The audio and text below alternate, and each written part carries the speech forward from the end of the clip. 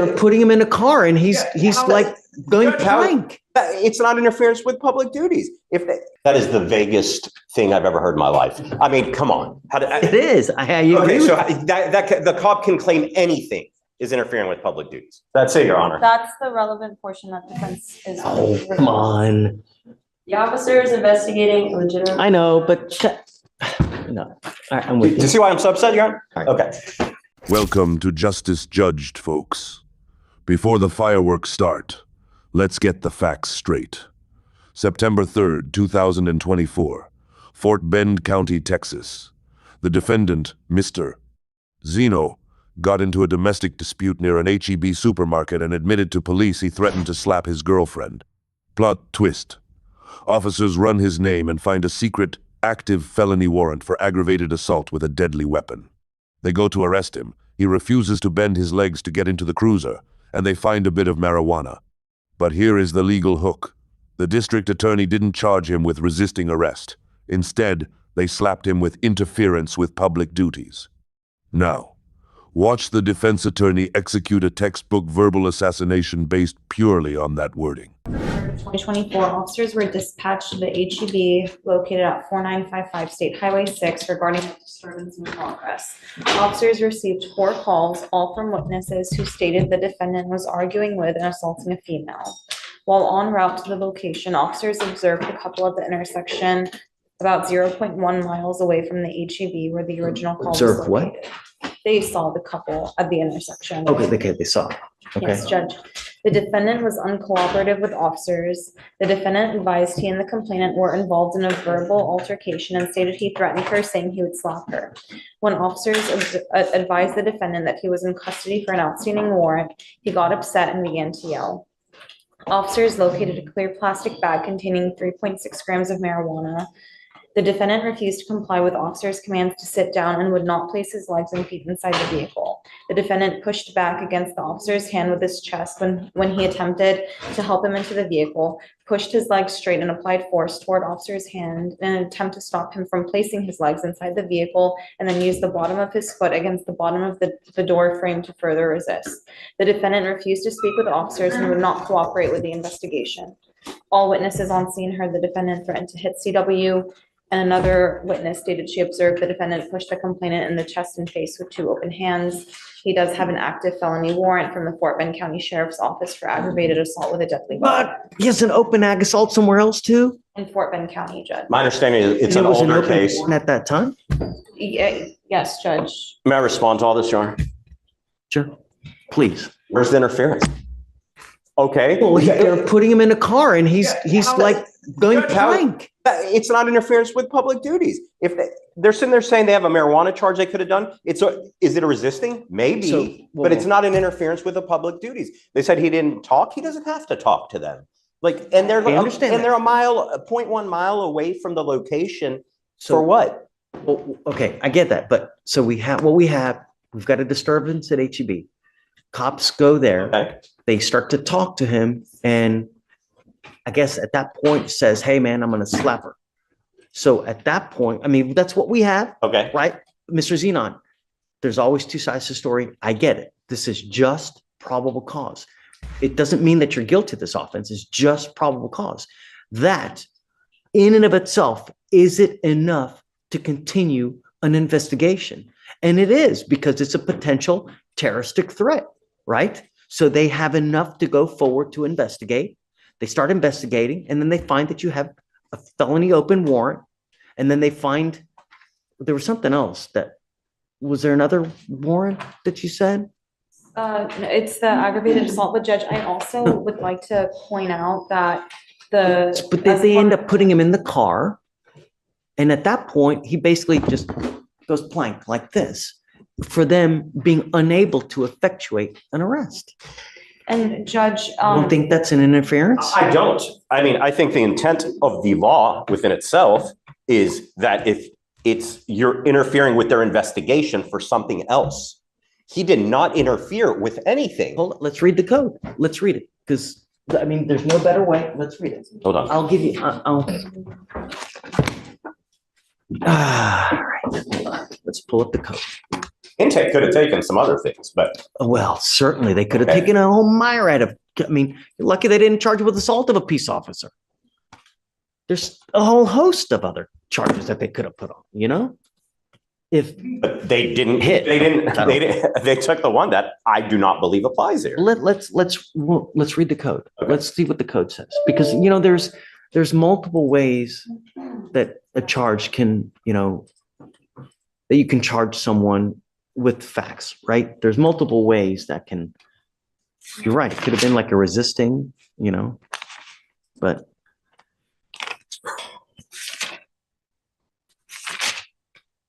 Okay, you ready? A person commits an offense if the person with criminal negligence interrupts, disrupts, impedes, or otherwise interferes with, number one, a peace officer while the peace officer is performing a duty or exercising authority imposed or granted by law. Two, a person who is employed to provide emergency medical services, a firefighter. Number three, for an animal under supervision. Now, so I guess it's a person, it interrupts, disrupts, impedes, or otherwise interferes with, number one, a peace officer while the peace officer is performing a duty or exercising authority imposed or granted by law. That is the vaguest thing I've ever heard in my life. I mean, come on. It is. I agree Okay, with so that. that the cop can claim anything is interfering with public duties. I mean, constitutionally, that is the vaguest thing I've ever heard of. Judge, that's the statute, that's the penal code. You'll find no argument with me, right? It is pretty vague. Yeah. It is. Now here comes the defense's counterpunch, and it is a classic lawyer maneuver. The defense attorney isn't denying his client was uncooperative. Instead, he's attacking the law itself. He argues the statute for interfering with public duties is unconstitutionally vague. What does that mean? In American law, if a statute is written so broadly that a regular citizen can't figure out what is actually illegal, it violates the Constitution. The defense argues that under this law, a cop could claim literally anything as interference. The lawyer paints a picture. My client just went limp. He went plink. Basically saying, passive resistance shouldn't equal active interference. It's a smart linguistic pivot. Turn the focus away from the client's stubbornness and shine a spotlight on the poorly written law. He's got bigger issues. I mean, they should have taken the other charges, my whole point.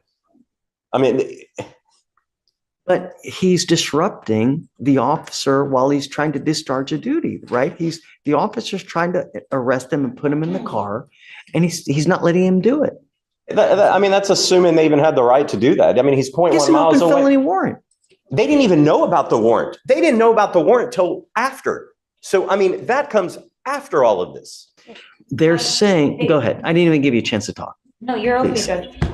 They were investigating the assault, Judge, is what or the threat that he admitted to making. So it was an active investigation, and then when they were detaining him, he was resisting arrest, is what it seems like. And that's why it was charged with interference with public servant. And there were also 4 911 calls that were made about this couple arguing. I Mhm. mean, that's what they were investigating. And the witnesses all described. They put him, the I guess, defendant. did they put him under arrest at the time when he said that he was making that threat?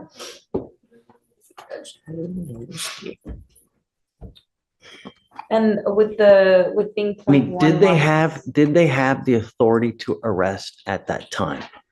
Right? So I think it was during their investigation, the defendant admitted to threatening, that he would slap the Miss Clark.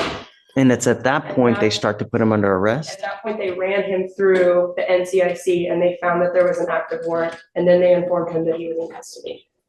Okay, then that's a resisting from what they're using to say he's pushing back or But pushed him. remember, That's I a mean, resist. it- That's not interference could with be- public duties. But it could be that a set of facts can be multiple charges, right? So it could be resisting, but it could also theoretically be interfering with what he's trying to effectuate which is an arrest. It's a duty that he's performing. He's performing the duty of an arrest. But again, it's vague. If the officer didn't put in the report, he's not saying in the dim summary, you are under arrest. We don't. Well, I mean, it's, Okay, well, I mean, but so I mean, this we is, don't know. I mean, okay, I'm just saying. if he says he's under arrest, but I mean, damn, It's all but clear. I mean, this is, We also And don't he's- have the offense report We yet, don't I have don't Judge. care. I He mean, was in the but I think that process. there's enough, you know, he places him in custody, right? He's going to arrest him, starts putting him in the car, and dude goes plank. I see- I know, but I don't have the video. I I've mean, I shared the think that- videos with. Remember- You're right, I haven't had a chance. Guys, this is a very low burden. This is probable cause. This is not beyond a reasonable doubt, you know? Beyond a reasonable doubt is a different standard. This is just to see if there's enough to go forward. And according to this, you're disrupting, allegedly, you're impeding, and you're otherwise interfering with him trying to arrest you and putting you in the car. A person can interfere with duties in multiple ways. It's not just one way. Like you go over there and someone else tries to stop an arrest from happening. You hear the judge stepping in right there? He is gently bringing everyone back to reality. The defense is arguing like this is the final trial, but the judge reminds them of the legal standard at this moment. Probable cause. Let me break this down for you. Beyond a reasonable doubt is the extremely high standard you need to eventually convict someone and send them to prison, but probable cause is a very low bar. It just means, is there a reasonable basis to believe a crime might have been committed? The judge isn't saying Zeno is absolutely guilty of interference. He's just saying the prosecutor's story about him stiffening his legs is enough to justify moving the case forward to the next step. It's like qualifying for the race, not winning the gold medal. I don't know. I think that there's enough. Whisper to me because I want to know what you're about to say. And if you want time, you guys can go and back and talk. Okay, well, I got a I second. replied 3 times to search me. Can I have a moment to look at the video here? He's telling me a whole separate fact pattern. But I need to give them time to be able to look at it too. I mean, it's noon. Why don't we do this? Why don't we roll it to Monday and we can, I'll find it now. We can reapproach Monday morning or tomorrow even.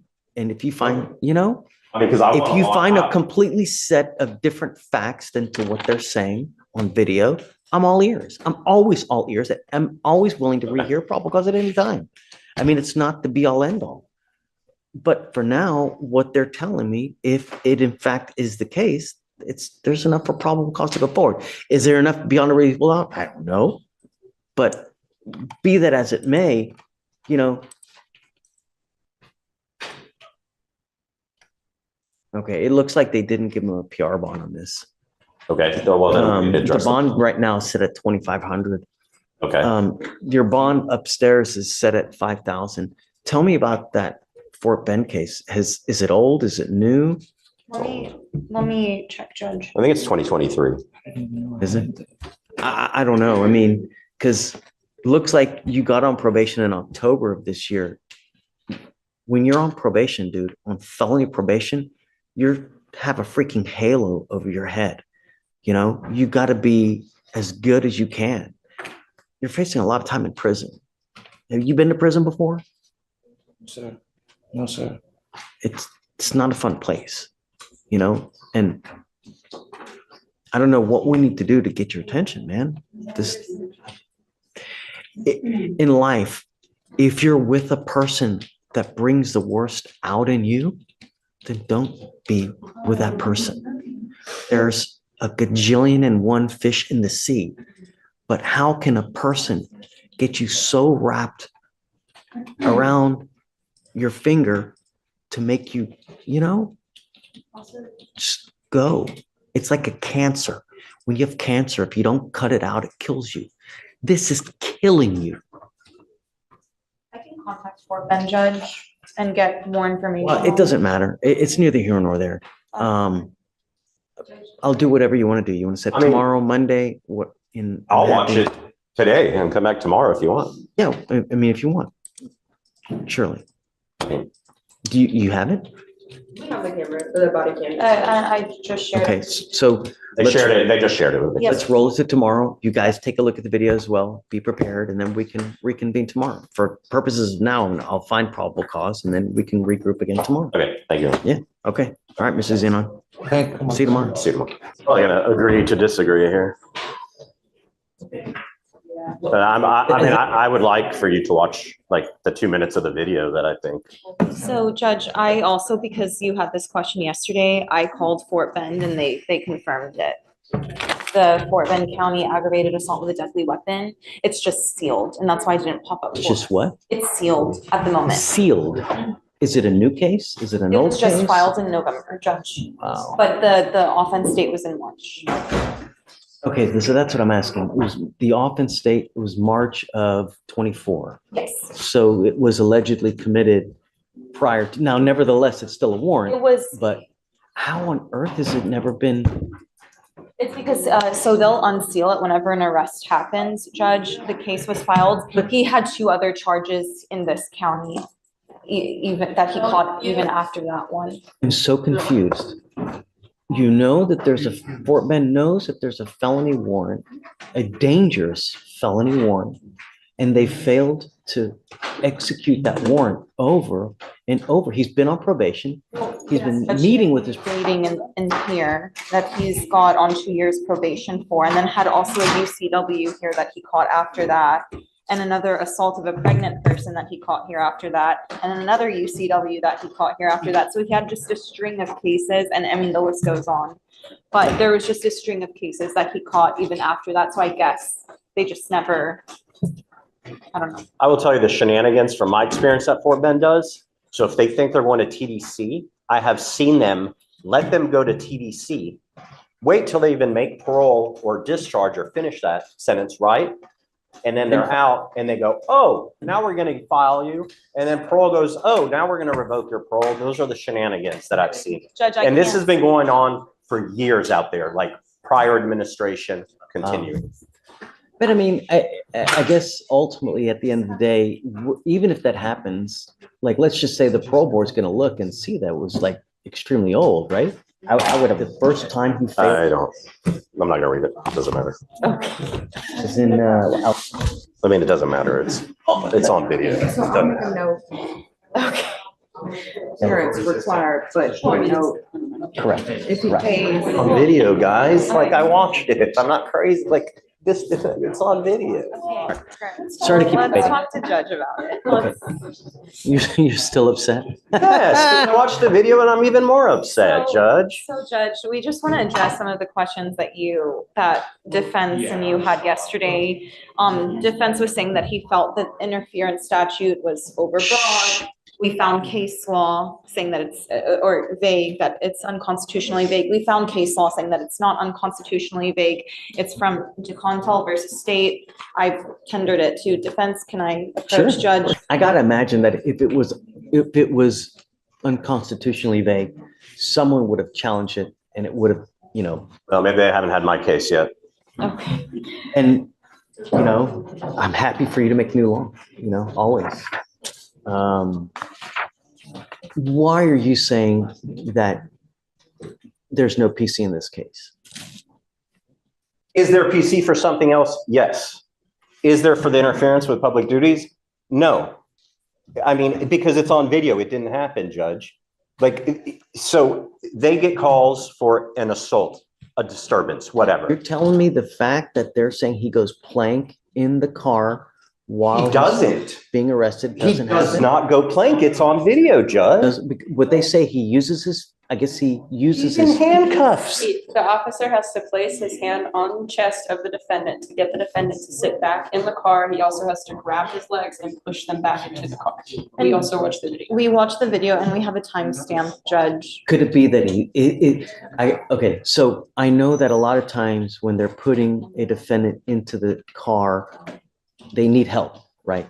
They're unable to do it by themselves, or is he actively resisting getting into the car? He tried exiting the vehicle, Judge. And No, that's he- why they had to push him back into it. He leans forward. He's yelling at his mom, record, call. The third time they have taken him out. This is 3 times. They put him in the car and they take him out so they can search him. The cop is sitting there going, oh, well, search him again. We can search him 20 times. If you feel you need to search him 20 times, search him 20 times for your safety. The cop doesn't even know what he's charging him with. DA hasn't been caught. The cop's sitting there go, we're getting you for resisting transport.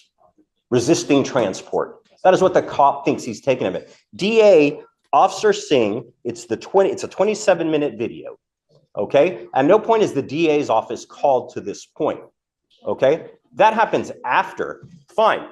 For an assault, they can argue. I can argue case law. Ford v. State, specific articulable facts of crime may have occurred. Fine. They are there on an assault. Okay. They didn't take an assault. So then they detain him, right? They find that he has the warrant. So, okay, you're taking him in on the warrant. Fine. Judge, it's common for officers to conduct an investigation before they call intake. That's not an abnormal thing. Yeah, I mean, that's neither here nor there, but the question is he impeding the arrest or the function of arrest? Because I guess that you guys are basing the interference on the fact that he's not allowing him that, what's his name again? Xenon, Your Honor. Mr. Xenon is not allowing the officer to arrest him by putting him in the car. Respectfully, Judge, the officer doesn't even have to be arresting him. They just have to be looking into any legitimate matter. And then he's interfering with that. And I will say, if he'd already been in the car 3 times, like defense pointed out, I would think he wouldn't need help getting in. So to us, it appears as though he's trying to push out. The officer has to put his hand on his chest to push him back into the car and then take his legs and place them into the car. He was cooperative the whole time. He's on his mom. If anyone's aggressive, it's the cop from the beginning. Judge, And I ask at the court's discretion, watch the video. You only need to watch like 2 minutes, the 13 to 15 minute mark, Your Honor. I mean, that's all you really need to watch on this. Judge, Watch or no? We can watch the video, Judge. Cue it up. Let's watch. Can you put it on the screen somehow? So we can all watch? we can just go to the back and watch it. Do you want to hook it up? No, I no. don't, because he has issues hooking his computer up to the technology. The whole video, or did you? No, want to- just the relevant portion. I don't need to see the whole thing. No, just that part that's relevant. You know, I guess if you wouldn't just put it right there and just turn it around, Yeah, just put it just up right there. there on the table. Yeah, right there. And set it. I'm just turning the volume up, Judge, as well. He talking about don't let him pull up. They talking about I got a warrant out for Fort Bend County for assault. Look, he pushing me. Mama, record me. Mama, look. Mama, look. Record him. Now you're under arrest. I'm under arrest. Yep, for you got what? a new charge, Bobo. Resistant transport. Resisting? I wasn't resisting. You just resisted transport. Yep. You going to What jail. the hell is that? Now you got a new charge. Yep. Come on. Thank you, This Judge. officer's not working intake, Judge. That's the officer's- Really? He's an That's it? officer. That's it, Your Honor. That's the relevant portion that defense is. Oh, come on. The officer is investigating legitimate. I know, but no. All right, I'm Do with you you. see why I'm so upset, Your Honor? All right. Okay. Checkmate. The prosecutor just dropped a tactical bomb on the defense. Remember that unconstitutionally vague argument the defense was so proud of? The prosecutor brought out case law DeCanto versus state where a higher court already ruled this exact statute is not unconstitutionally vague. In law, precedents conquer clever rhetoric. Faced with this wall, the defense uses their last bullet, the body cam footage. His logic is simple. Let the text of the video fight the text of the police report. He hopes the dialogue in the video where the cop says he's charging him with resisting transport proves the cops made up the interference charge later just to make it stick. Let's listen to the tape and see if the judge buys it.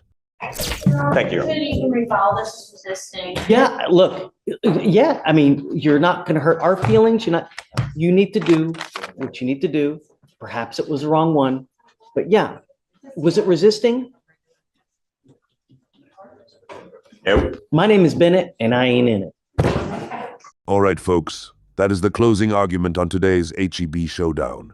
The defense tried to claim the law was unconstitutionally vague, but in the eyes of the court, probable cause is a very low bar to clear. Whether Mr.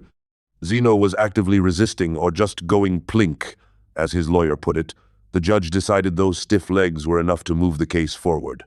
If you enjoy digging into the legal weeds and dissecting these high-stakes verbal battles, make sure to hit that subscribe button.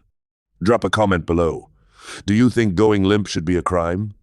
This is justice judged. I'll see you at the next hearing.